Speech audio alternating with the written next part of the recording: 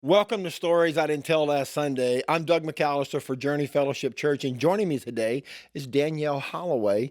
You probably know Danielle because we support them as church planners and missionaries in Venezuela. So, Danielle, I wanted Journey to hear your story today because the last time I updated them, you guys were still in Venezuela and couldn't get travel documents to leave. So, first of all, welcome. Thank you. Glad you're here. I'm glad we got to connect today. I didn't know it was good to see you at a lead conference. I'm totally shocked that you guys were here.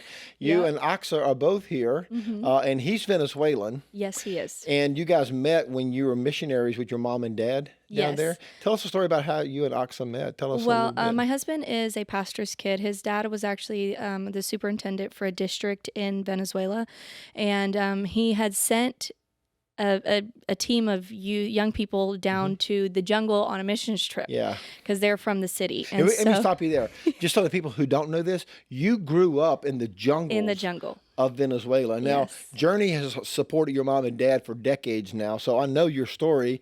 You were a little girl when when we first started supporting your dad. So he told me that he was raising you guys in the jungle. Yes. So you grew up your whole life in the jungle. Yes. So Wow. funny story about that. When I was in college, somebody made a joke about because I was a little awkward trying to figure out, what's normal Yeah. in an area that's not the jungle. Yeah. And so they made a comment about, oh, did you grow up in in a barn, which is a saying here in the US. And I was like, no, I grew up in the jungle. And they were like, oh, okay. Oh, for real? So Yeah. yeah. Oh, that's Yeah. great. So you have an older sister? Yes, I do. Yeah. She's 3 years older than So I. both of you grew up in the jungle, Yes. homeschooled, while your dad and mom were planning churches among unreached people groups. Yes. And they still are. That's why I just love your dad and mom so much, because they go to the lost where no one else will go, Mm-hmm. and they raise their kids in the jungle. Yes, they do. You may be the only person I've ever known that grew up in a jungle.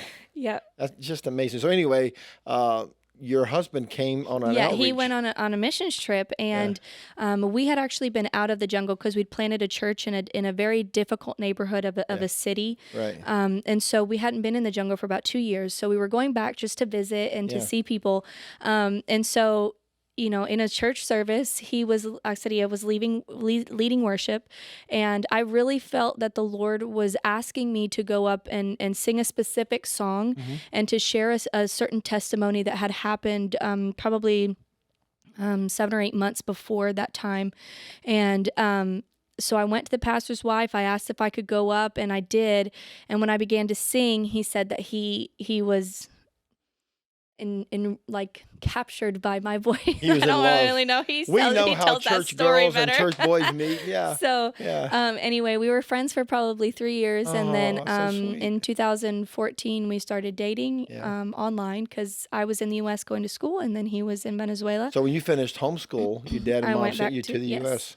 And where'd you go to school? Bellhaven University in Oh, Jackson, Yeah. Mississippi. And your degree is in, Counseling psychology. right, because you feel called to Yes. help people who've been human trafficked and help them get back into Yeah. life. And you have a Help them master's heal. degree too, right? Yes, in counseling psychology from Wow. SAGU. So you got 2 degrees. Yeah, one from Yes. Bellhaven, one from SAGU.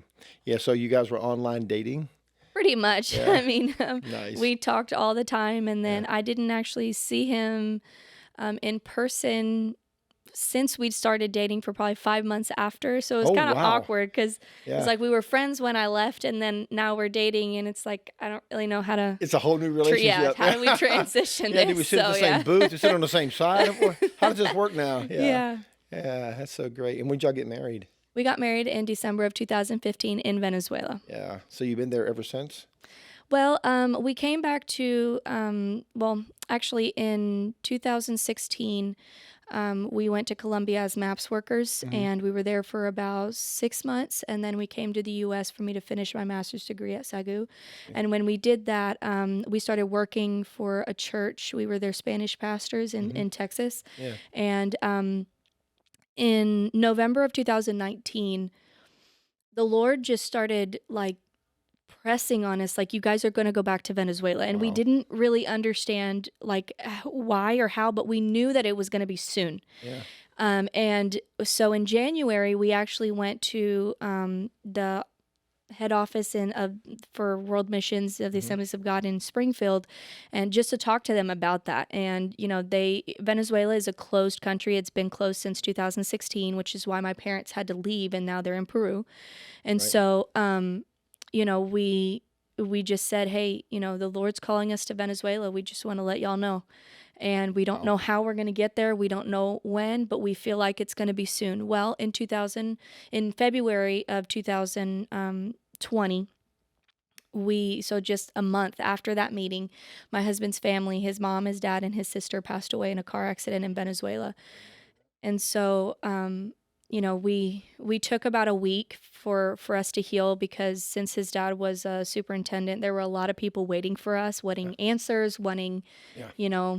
wanting comfort of their own, and, Sure. we needed to be in a place, especially him. He needed to be in a place where he could,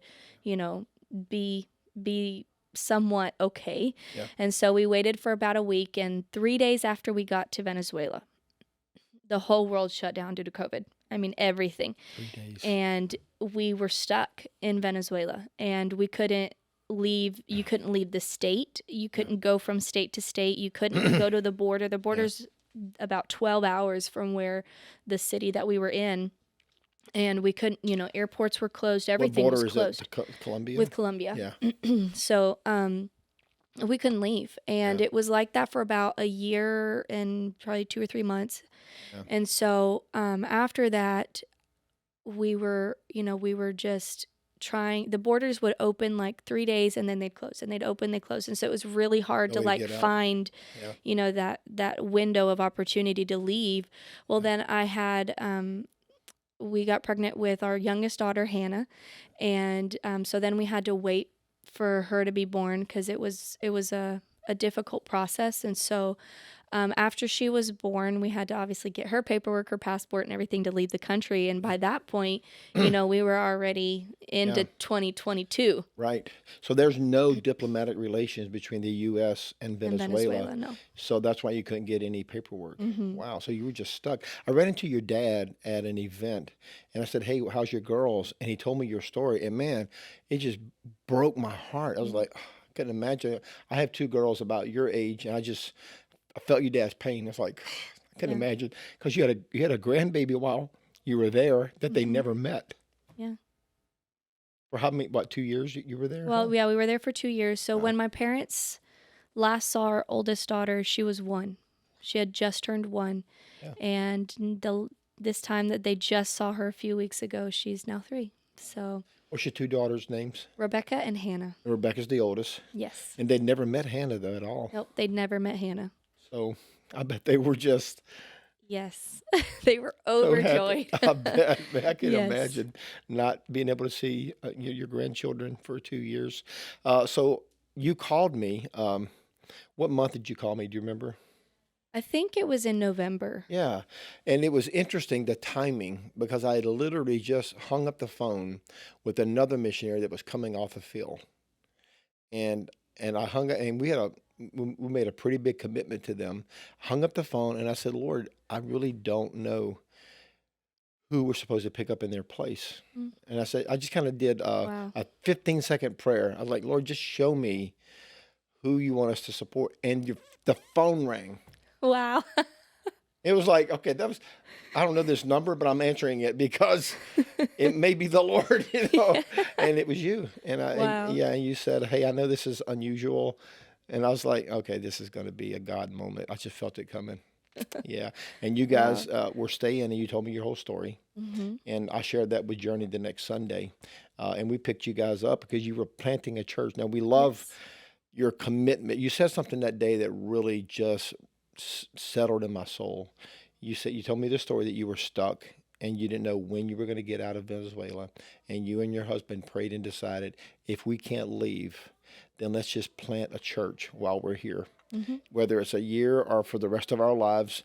I just love that attitude that you guys just, okay, Lord, if you have us here for a reason, and you guys planted a brand new church. Yeah, and the really cool thing is, like you mentioned, my parents, they work with unreached people groups. Yeah. And the Lord hasn't particularly called me to the type of work that they do. Yeah. But we planted a church in an area that's considered unreached Oh my because goodness. the southern part of the city has over 100 churches. Yeah. It's full. There's churches everywhere, Yeah.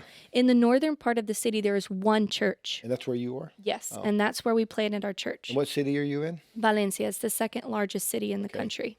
Wow. And you're in the northern part of the city? Yes. And you're the only church there? Well, there's one other church and us. Yeah, and tell me your church's name. Something New Church. I love the name. I love your logo on the door. I love the whole thing, But Something New. Tell us a little bit about Something New. What? So it's based on the scripture in Isaiah 43 that says, "Look, see, don't you see? God is doing something new." And he's opening, ways in the desert, and he's opening rivers where in the desolate places, like God is doing something new. Yeah. And so, this is an area where people have tried to start churches before and they haven't succeeded because it's such a difficult area.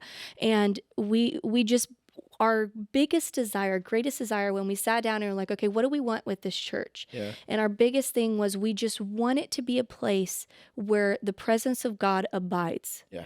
And that as people encounter the presence of God, that God would do something new in their life, that he would restore what needs to be restored, that he would heal what needs to be healed, that he would bring back to life dreams and aspirations and, things that he has placed in their lives.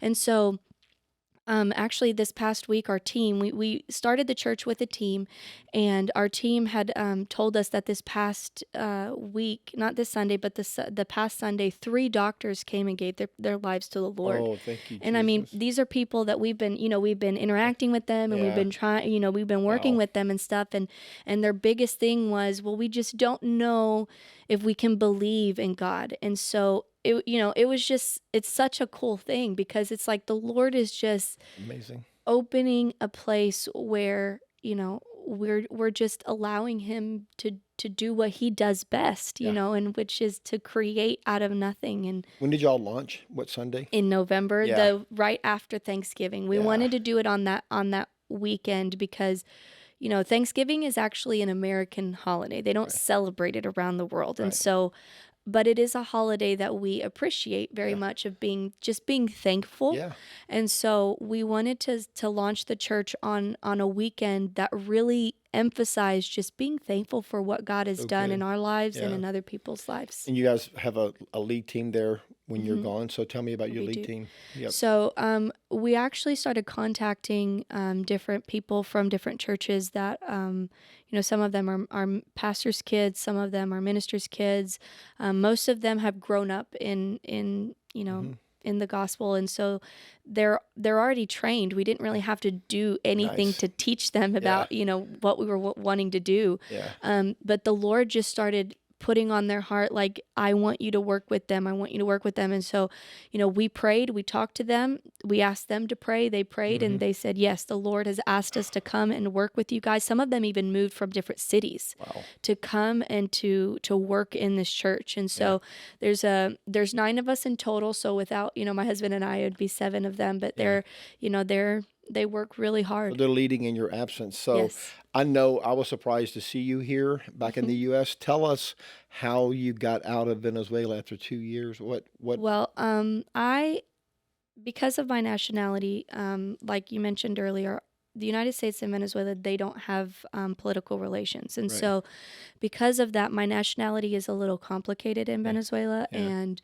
And so I have to have a permission, or I had to have, for some reason this time around, I had to have a permission from the government that allowed me to leave the country without losing my paperwork. Wow. And so on February 17th, I was finally able to get that. And that was on a Thursday. And on Monday, we got on a plane. Oh, wow. And that was a whole process in and of itself. It was a miracle because when we got to the airport, my husband handed the guard our 4 passports. Mine would be the only one that's not a Venezuelan passport. Right. And she gave him the 3 Venezuelan passports and kept mine and just stared at him.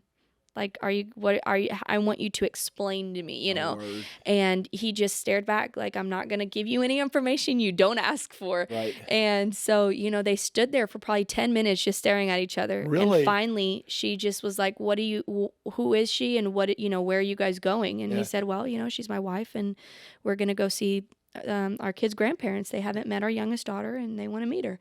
And, she just was wrestling inside of herself as to what they were going to do. Because, at any moment they can Yeah. just take you and accuse you of anything. So it's Right. like, it's complicated. And so Yeah. she just finally was like, fine. And she gave back my passport and was like, go ahead. It was the grace And of God. we were almost running I towards the guess. plane. Don't look back. Like, just trying to get on Get the in my plane, seat. Yeah. And so we had to go to Colombia to get our daughter's citizenship, Because that's the nearest country that has Yes. an embassy. the U.S. Embassy, So you had to apply for your. for our Do they have youngest dual daughters. citizenship? Yes, both of our daughters have dual So they citizenship have Venezuelan and. and United States. Oh wow! So this should make travel easier next time. For both of them, Yeah. it makes it super easy. Yeah. I'm the only one that's a little bit complicated, but Yeah. the Lord can help us, and I can get my Venezuelan citizenship Yeah. too. So. How long are you here for in the U.S.? Well, we've been asked to stay here for about a year to Okay. raise our full budget because we were in Venezuela working on probably 10% of our budget. And so we were living miracle to miracle. Yeah. And, you guys were part of that, the answer to that We were so miracle. glad to be And we part of it. were so thankful. And so thank you, Journey Church. Yeah. Thank you. Yeah.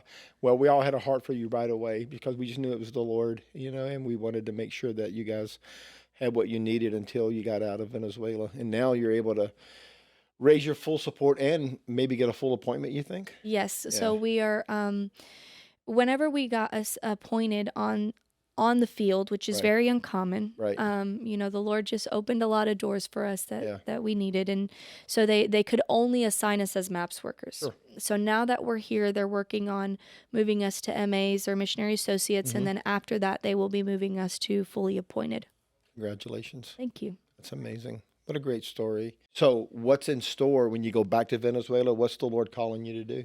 Well, we're going to continue with the church that we've planted. And then our goal is actually every year to plant a church in a different area Boom. with the team that we have, and continue adding people to our team so that they can begin Yeah. to extend what we believe that the Lord is wanting to do in Venezuela and actually in other countries in the world. We are wanting to plant a church in Peru and one in Spain, and with the team that we have. So And yeah, I'm just so excited about that. And we're so happy to be part of what God's doing in you and through Oxa. Man, we just are honored that you would let us have a little part of your story. thank you. Thank you so much.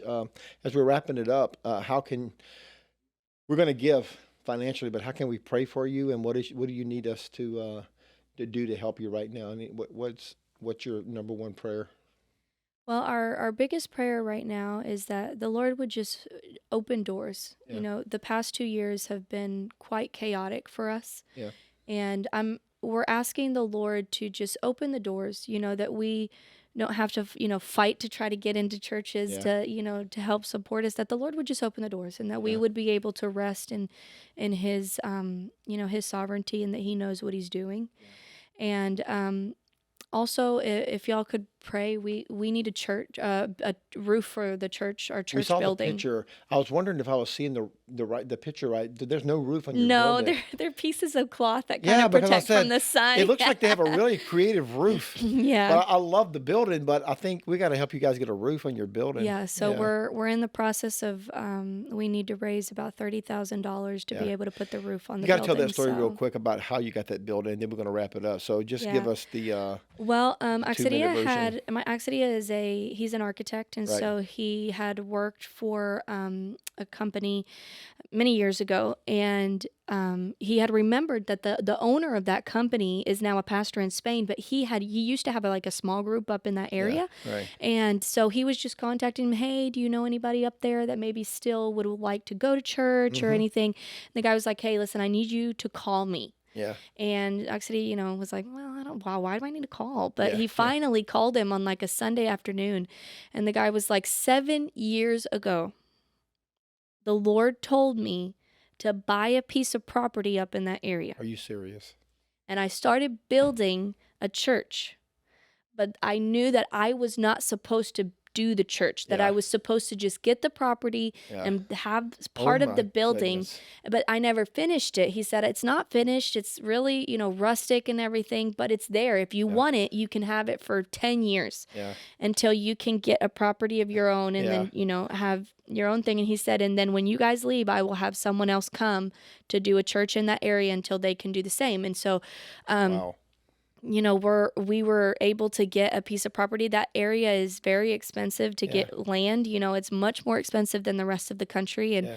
so, it was just an answer to prayer. It was just like the Lord saying, yeah, this is what I've asked you to do. So So go 7 ahead. years earlier, the Lord already put a building in place for you. Yes. Isn't it wonderful how God is always answering our prayers long before we even pray them?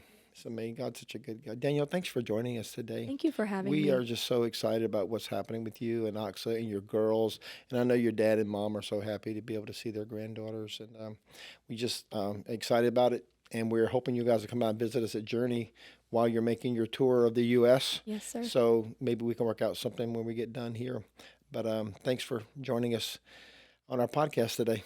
Thank you for having me. Well, I hope you enjoyed our story today from Venezuela. This is Danielle Holloway, and we are excited to be part of what God is doing as they plant churches among unreached people groups.